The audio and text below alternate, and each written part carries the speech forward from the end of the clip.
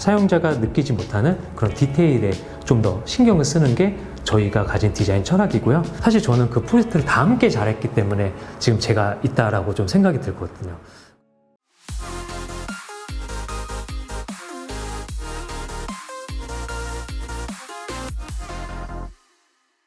도시정비 사업은 노후화된 주거지를 개선하기 위한 프로젝트고요. 프로젝트가 진행되는 기간이 5년에서 10년으로 꽤나 길기 때문에 저희가 그 후를 내다보면서 설계를 진행을 해야 되고요. 그러다 보니까 이제 건설사와 이제 건축사 그리고 저희 인테리어가 서로 동등한 위치에서 상품을 개발을 하고 저희 같은 14스페이스 같은 인테리어 회사가 전체적인 인테리어를 리드해가면서 아파트 상품을 개발을 합니다. 그리고 저희가 진행하는 각 건설사들이 가지고 있는 색깔과 성격들이 다르기 때문에 각 건설사가 가진 매뉴얼을 바탕으로 설계를 진행을 하고요. 건축법에 따른 폭넓은 이해와 그 다음에 입주민이 생각하는 니즈를 반영을 한 설계를 진행을 한다면 일반 분양 아파트의 인테리어는 건축 설계사가 어느 정도 정리된 선에서 인테리어로 넘어오기 때문에 레이아웃, 면적 등을 좀 크게 변경하기가 좀 어렵고요. 그러다 보니 좀 입주민의 라이프 스타일을 좀 담기에는 좀 어려운 문제가 있습니다. 2020년 코로나 팬데믹 당시에는 이제 재택근무와 이제 원격 수업 등 거주자들이 좀 확장된 공간에 대한 니즈가 많았었는데요. 저희 14스페이스는 그 해당 니즈를 좀 예상을 해서 알파룸을 떠나서 이제 베타룸까지 있는 편면을 개발을 했었고요. 근데 이제 포스트 코로나가 되면서 저희 생각보다는 재택근무의 기간이 매우 짧았고, 그리고 가장 큰 이유는 우리나라 평균 가구 원수가 2.2명이고 그리고 4인 가구도 20% 미만이기 때문에 대부분의 사람들은 자녀 침실을 제외하고 하나의 여유 침실을 가지고 있더라고요. 그 여유 침실이 있다 보니까 알파룸 공간보다는 넓은 거실 그리고 좀 조망형 넓은 다이닝 공간을 만들어서 좀 공간을 넓게 쓰고 가고자 하는 좀 니즈가 있는 것 같고요.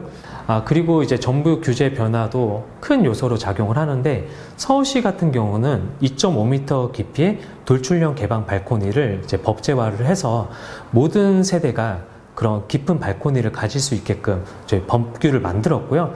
그 법규를 적용을 하면 서울시만 가지고 있는 발코니 삭제 비율을 적용을 좀 배제를 해줘서 그 인센티브를 좀 제공을 하고 있습니다. 그리고 224스페이스는 이런 트렌드 변화와 법규 해석의 노하우 그리고 입주민들의 라이프 스타일을 좀 반영한 설계를 제공하는 것이 바로 224스페이스의 차별화된 강점입니다.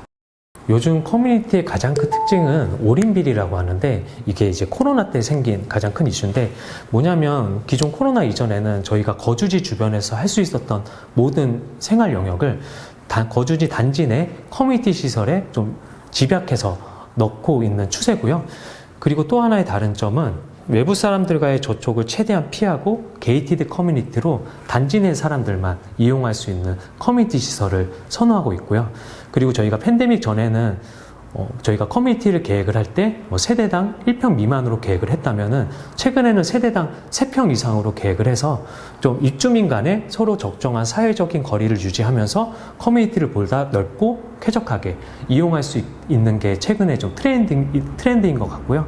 그 다음에 커뮤니티 위치도 좀 변화가 생겼는데, 기존에는 커뮤니티 위치가 주동 하부에 좀 분산 배치되었다면은 최근의 트렌드는 라운지를 중심으로 좀 통합 커뮤니티를 계획하는 게 트렌드입니다. 그래서 라운지를 중심으로 서로 이동도 좀 편하게 하고요. 그 다음에 좀 관리 같은 것도 좀 유연하게 하면서 좀 보다 넓고 좀 쾌적한 커뮤니티를 제공을 하고 있고요. 그리고 그렇게 함께 쓰는 커뮤니티 이외에 스크린 골프라든지 1인 독서실, 필라테스, 개인 PT룸 등을 만들어서 함께 쓰는 공간 외에 좀 개인이 좀 프라이빗하게 사용할 수 있는 커뮤니티를 좀 계획을 하고 있습니다.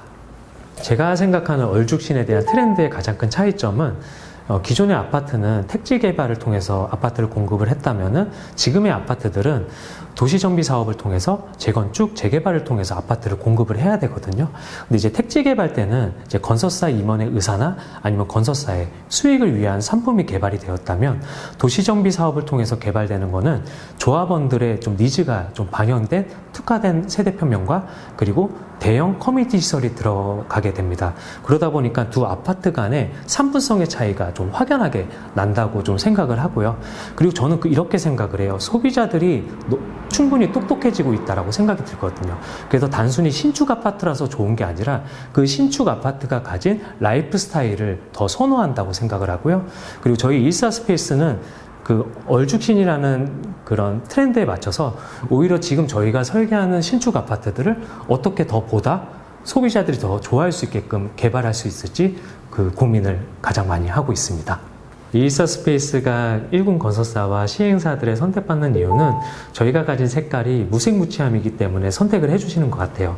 저희는 디자인을 강요하기보다는 클라이언트의 니즈라든지 아니면 사용자의 니즈를 반영한 설계를 진행하고 있고요. 그리고 저희가 가진 설계 노하우를 바탕으로 사용자가 느끼지 못하는 그런 디테일에 좀 더 신경을 쓰는 게 저희가 가진 디자인 철학이고요. 저희가 설계하는 공간은 잠깐 사용하는 공간도 아니고 다수의 사람들이 오랫동안 머무는 장소이기 때문에 눈에 보이는 디자인이 아닌 눈에 보이지 않는 디자인에 더 집중을 하고 있고요. 거주민들이 거주를 하면서 찰나의 순간에 집이 아름다움이 느껴지는 게 저희가 추구하는 디자인의 방향입니다. 시간이 지나도 변치 않는 가치를 추구하는 것이 이사스페이스의 철학입니다.